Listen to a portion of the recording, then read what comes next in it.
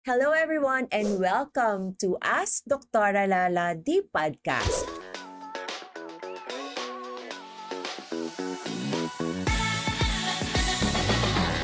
And today we have a very special guest.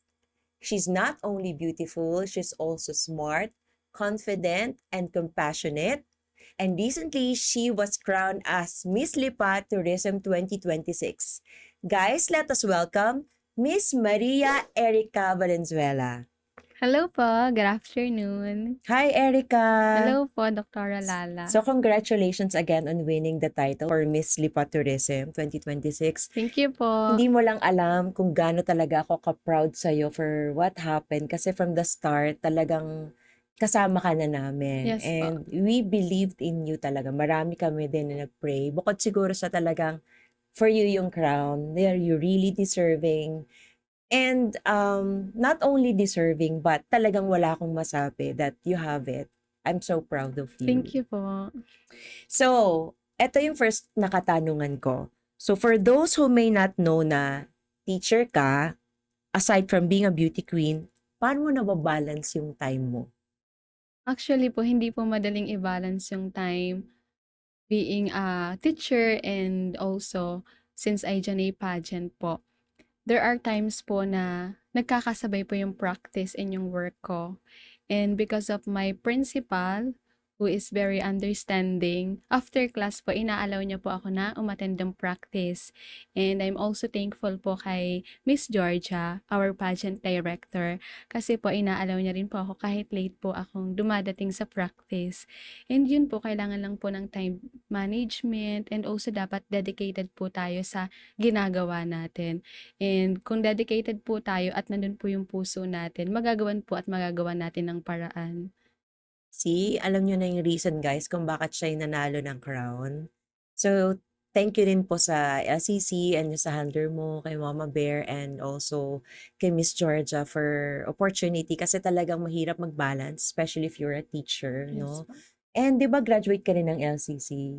LCC, di ba? Actually po, graduate po ako ng Kolehiyo ng Lungsod ng Lipa. See, ang gagaling din ng taga KLL. I have a lot of friends din na teachers na who came from KLL. So talagang proud talaga na talagang Yes po. Lipenyo talaga. So, next question. When did you start joining pageants and has it always been your dream? Pero teka, Erica, before you answer that, kasi nag-judge din ako for Miss Tambo Yes po. 2025. Di ba 2025? And syempre, unang-unang kita ko pa lang kay Erica, talagang ikaw na yung peg ko. So, the style, the smile, the dimple, the face, the color, the height, and the body, talagang ano, for beauty queen. Pero I was praying, please, please, please, please, na gusto ko siya merong brain. Kasi, sorry po dun sa, ano, I'm not judging. Kaya lang kasi, being a beauty queen kasi, hindi lang kailangan matalino eh. Kasi may guts and courage ka rin sa pagsagot. Sometimes, you're there, you're very smart, pero pag kinabog ka na, wala na. But eventually, she answered talaga great and she won. So, Miss Tambo, yun ba yung una mong Yes po, Mutya ng Tambu po 2025. That was my first pageant po. And I didn't expect po to win the title. Pero hindi, kasi kung 2025, so second laban mo lang tong Miss Lipa Yes po, Tourism. Miss Lipa Tourism is my second pageant po. Shucks, talagang kinuha na niya lahat. Yes po. Kinuha na, I'm so proud of you talaga. Thank you po. So, dream mo talaga? Actually po, opo. Nung ako po'y college talaga, ini-encourage na din po ako ng professor ko, ng mga friends ko, tsaka po classmate na mag-join po ng school pageant. Since po, wala po talaga akong courage na mag-join kasi meron po akong insecurities all over my bodies. I have a lot of stretch marks po and marks po. Kaya hindi rin po ako nag-join nung school pageant na yun that time. Stretch mark, I know the Yes stretch po. marks. Pero, kadalasan kasi ng mga beauty queen, they feel that, sila, incomplete, not perfect. Pero kasi, what made you a beauty queen is acceptance mo of who you are. So, Yes po. kailangan lang siguro rin ng parang push from your friends na makontinue mo. Imaginein mo, first time kang lumaban as Mutya ng Tambo 2025 and you won. And now, this is the second time for Miss Lipa Tourism. Kaya, super nakaka-proud. So, alam nyo na guys na even beauty queens, may mga insecurities. But you have to overcome those insecurities and kailangan mahalin mo talaga yung sarili mo. Embrace. Embrace ba acceptance. So our next question is, what was the first thing that came to your mind nung tinawag ka na ikaw yung winner for Miss Lipa Tourism 2026? Actually po, hindi po talaga siya nag-sink in sa akin. Kaya makikita niyo po yung videos Video po. yan. Napanood ko, Opo, napanood yung ko yung videos video. po talaga. Like, nakaganon lang po ako. Hindi ko po kasi talaga ina-expect na ako po yung mananalo. And the first thing po na naisip ko po is yung mga tao po na sumusuporta sa akin, especially my family po, my handler, my partner, and also you po, Dr. Thank Lala. you. You're always praying for me po. Thank you so much po. Kasi yung video na yon parang wala, parang hindi nga agad nag-sink Opo, hindi in. po talaga. Nakita ko sa parang hindi siya masyadong happy. Hindi niya masyadong na-embrace yung Opo, yung, hindi po nag-process sa akin. kasi anong oras na rin yun? Like mga 12, no, mag-1. Kasi nalaman ko yun, na nanalo ka, 2 a.m. na. Opo. So siguro baka puyat din. So, kailan nag-sink in sa'yo na nanalo ka nung tinawag ka ulit or nung Nung ina-awardan na po yung first runner-up, kaya tumalikod po ako kasi yung luha ko po, tumapatak na siya. And Yeah, ayoko beauty naman queen pong makita talaga. na umiiyak ako. Halatang-halata pa naman pag umiyak. Pero Opo. it's naman, yung parang tears of joy naman. Opo. At saka lahat ng mga pinagdaanan mo, yung practices mo, yung mga sacrifices mo, it all paid up. So, Actually po yung ano ko po, yung pasarela ko po that time, 2 nights lang po naming practice ni Mama Bear. Since ako po ay may work and late na rin po nakakauwi. grabe, 2 Yes nights po, 2 lang. nights lang po. Pero almost perfect yung pasarela mo ha, as in. Sana all kayang gawin yan. It's meant to be talaga. So, next question naman natin is, ano yung pinaka-challenging part dun sa pageant journey mo? For Bukod me dun sa puyat ha. Apa. For me po kapag lumalabas po ako every segment ng pageant, kasi nandun po yung kaba, yung shaking ng body. And before po talaga ako lumabas, nagpe-pray po ako. Humihingi po ako ng guidance. And kung mapapansin niyo po, every time na lumalabas ako, hindi niyo po makikita yung kaba. Walang kaba, walang katal. Opo. Wala, Kasi po, talagang He's pray. guiding me. Yan ang gusto ko sa kanya. Kaya love na love ko siya eh. Kaya love na love ko si Erica talaga. And ang dami-dami namin talagang naniniwala that you will have the crown. Thank So, you po.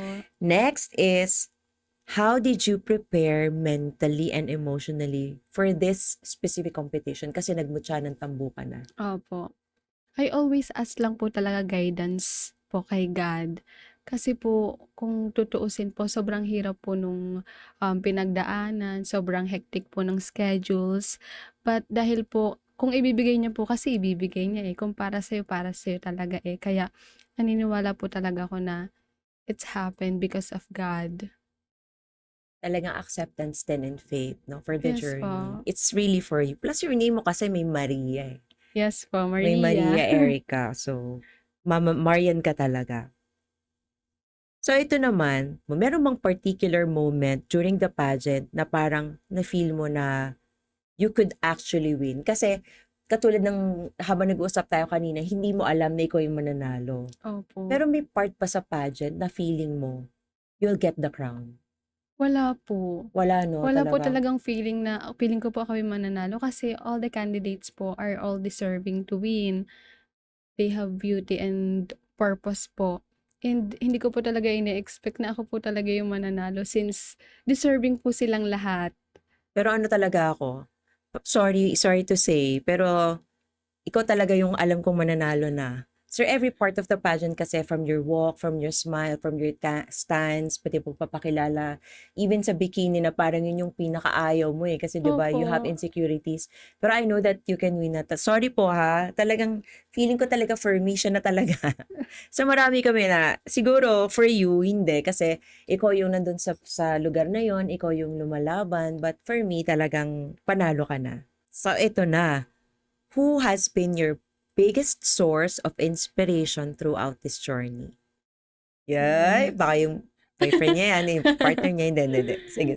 Siyempre po may family and may partner. Yeah. Sila po talaga yung nag-push sa akin na mag-join ng pageant.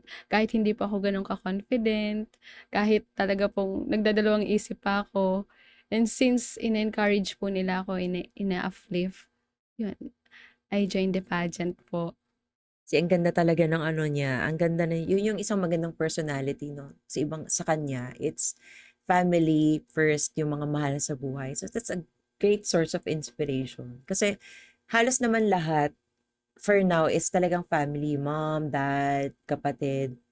Pero hindi natin kasi matatanggal ngayon talaga na sometimes the source of their inspiration is parang just kumita. Para Hmm, kumita sila. Yun nga yung nakakalungkot minsan kasi mali yung focus natin. I'm not saying na hindi masamang kumita or ano. Kaya lang parang mas maganda if you put your heart mo na dun sa alam mo na matutulungan mo pagdating ng araw. Ang bigat ng crown, right? yes po. So, iniisip ko nung kinoronahan ka talaga baka malaglag. Tapos ang liit kasi ng shape ng face mo. Sabi ko, kasya kaya yung crown? So, ito na yung question ko dyan to follow.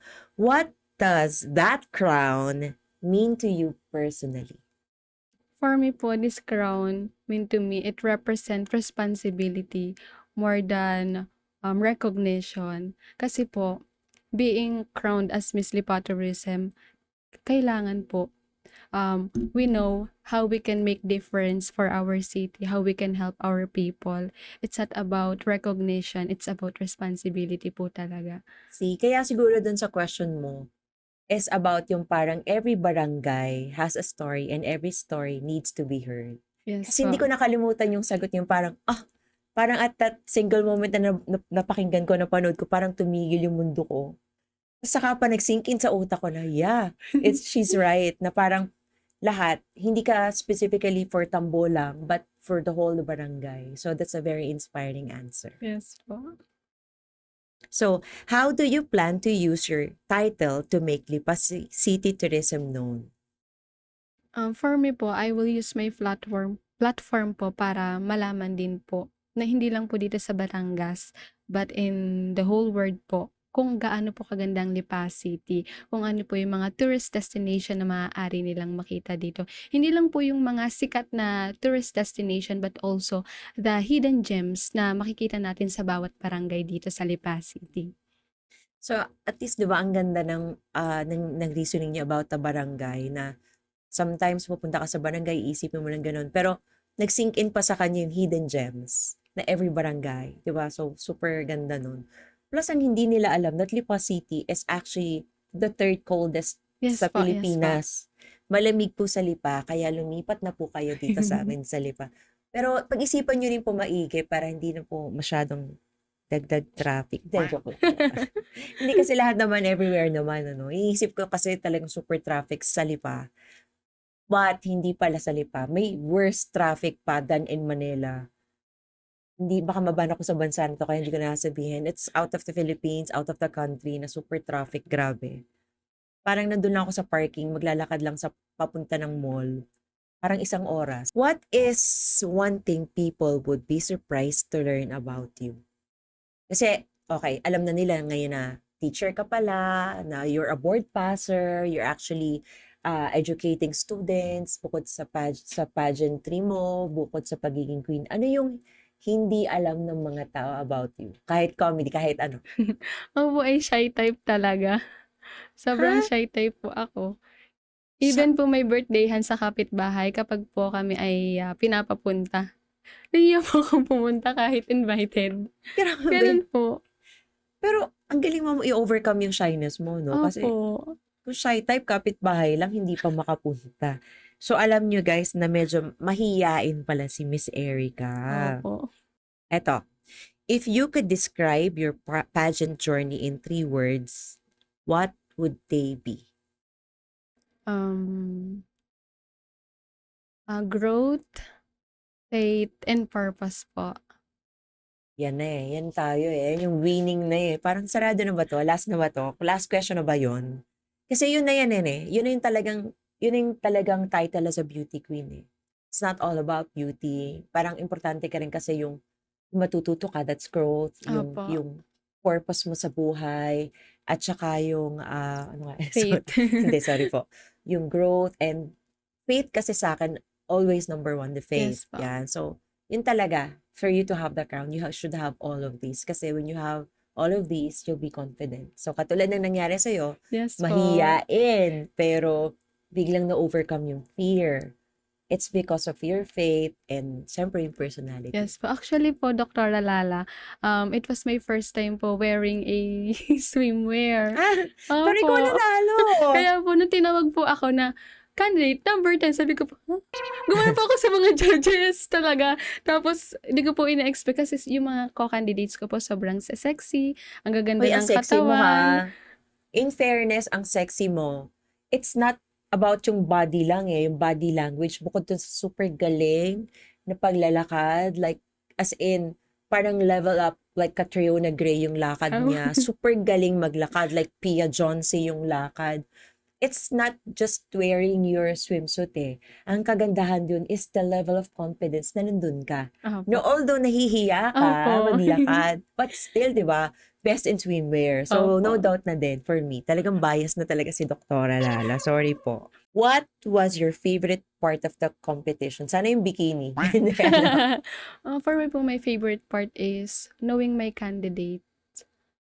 Because since nandun po kami sa pageantry, nagko-compete kami, para sa akin po, hindi ko po siya nakita as a competition kasi we build relationship, we build friendship, and yung sisterhood po talaga namin. And that is one of my favorite po sa aking journey. Talagang beauty queen. So, that will be my last question, pero may pahabol ako. So, as the reigning Miss Lipat Tourism 2026, what can you say sa mga katulad mong mga batang babae pa or kahit mga na gustong sumali sa pageantry, how to overcome yung pagiging mahiyain nila, yung takot nila, how to be confident enough to join the pageant? For those kabataan po na nahihiya na mag-join sa pageant or sa kahit anong gusto nilang salihan, just lumabas lang po kayo sa comfort zone nyo. Hayaan nyo po na ipakita kung ano yung meron kayo, kung ano yung kakayanan nyo. Kasi for me po, hindi mo magagawa ang isang bagay, hindi mo papatunayan na kaya mo pala kung una pa lang is natatakot kang gawin. Kaya, yun po, be confident lang and always ask for guidance and strength po kay God. See, that's the reason na ito yung wala sa questions natin na tinanong. I asked that kasi a lot of mga kabataan ngayon, parang hiyang-hiyang lumabas sa comfort zone. You have this, maganda ka, matangkad ka, you're slim enough, you have this brain, pero nahihiyang lumabas. So, that's a very good answer. So, talagang beauty queen talaga. So, ang beauty queen is not just about pageantry, but it's about, katulad na sabi mo, growth, faith, and purpose. So guys, that's it for this episode. And thank you so much, Erica, Thank for you being po. here with us. And we just wanted to say that we are so proud of you. And we'll always be here to support you in all your endeavors. And super happy kami that you joined us for today. Thank you po. Yan. So, guys, marami tayong natutunan kay Erica, kay Miss Erica today. So, alam na natin that beauty comes with a purpose. So, guys, if you have any questions about your lifestyle, your health, beauty, and skin, don't forget, ask Dr. Lala!